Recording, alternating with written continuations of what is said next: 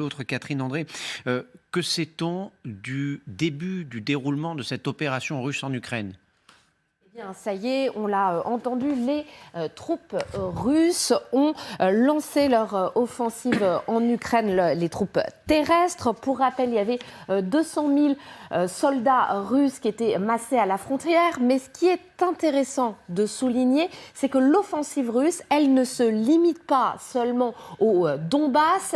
Elle a également lieu via la frontière de la Biélorussie, mais également via la Crimée qui a été annexée. Autrement dit, on a l'impression que les Russes prennent en tenaille les Ukrainiens, la stratégie de l'encerclement. Alors, à côté de ces attaques terrestres, il y a également des explosions qui ont retenti dans plusieurs villes du pays. Kiev, la capitale, Kharkiv, la seconde ville du pays. Il y a également des ports où des explosions ont eu lieu, Odessa qui est la porte d'entrée vers la mer Noire, mais également Mariupol, autre port qui est un poumon industriel du pays. Les troupes russes qui concentrent, selon ce qui est dit par le Kremlin, leurs offensives sur les bases militaires, également les aérodromes qui sont utilisés par l'armée ukrainienne, avec également beaucoup donc d'explosions qui ont été entendues dans différentes villes du pays.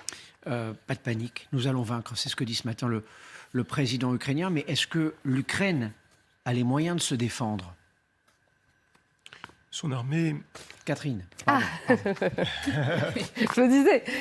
Eh bien, c'est vraiment David contre Goliath. Quand on regarde, en tout cas, les chiffres, regardez, selon les derniers chiffres qu'on avait au niveau de la frontière ukrainienne, il y avait 200 000 soldats russes, 50 avions de chasse, 40 navires de guerre, autrement dit une présence sur terre, sur la mer, dans les airs. En comparaison, regardez l'Ukraine, 40 000 soldats, selon les chiffres officiels, qui étaient au niveau de la frontière ukrainienne, avec des armes terrestres fournies notamment par les Occidentaux. Mais selon des sources venant de l'armée ukrainienne, l'Ukraine ne pourrait pas tenir plus d'une semaine face à la Russie. Merci Catherine pour toutes ces précisions. L'Ukraine qui affirme avoir abattu 5 avions et un hélicoptère russe. La Russie qui dit avoir détruit les bases aériennes et la défense anti-aérienne ukrainienne, ce qui expliquerait notamment les images que nous allons revoir, celles des engins militaires russes qui franchissent la frontière avec l'Ukraine. La guerre de la communication, Catherine, a aussi commencé. Oui, bien sûr, puisque les Russes ont tout de suite démenti. Je crois qu'un de leurs appareils avait été abattu. Et puis, Vladimir Poutine, il a donné un vernis presque sympathique à son intervention militaire, puisqu'il a dit qu'il allait dénazifier justement l'Ukraine. C'est vrai que c'est pour son opinion publique. Il faut voir aussi que de toute façon, une guerre au XXe siècle et encore plus au XXIe siècle, elle se gagne aussi par la communication. C'est vraiment un des vecteurs très importants. Elle se gagne d'un point de vue militaire, mais aussi en termes de communication. Donc ce matin, Vladimir Poutine, en s'adressant de cette manière aux Russes, en disant qu'il faut extirper l'hydre nazi de l'Ukraine, c'est évidemment pour faire penser aux Russes et à cette période de la Deuxième Guerre mondiale, où effectivement il y a eu des mouvements nazis en Ukraine qui ont collaboré avec les Allemands, et c'est resté un traumatisme, et évidemment dans l'esprit des Russes. Donc au XXIe siècle, il s'inspire de ce qui s'est passé au XXe pour légitimer évidemment son action. En plus, il a dit qu'il n'allait pas faire de mal aux Ukrainiens et qu'il demandait simplement, si j'ose dire, à l'armée ukrainienne de déposer les armes. Donc lui, il est dans sa politique de communication qui évidemment ne s'adresse pas vraiment à l'Occident, parce qu'il sait que de toute façon, de ce point de vue-là, en Occident, la bataille elle est quasiment perdue, puisque tout le monde a fait front commun, même si les sanctions économiques annoncées hier étaient quand même légères par rapport à l'importance et à la gravité de la situation. Donc il sait que de ce point de vue-là, c'est perdu, mais il continue son narratif à lui sur, en fait, c'est quasiment la Russie qui est agressée par l'Ukraine. C'est pour ça qu'on réagit. Messieurs, dames, ce que vous pensez des mots des uns et des autres.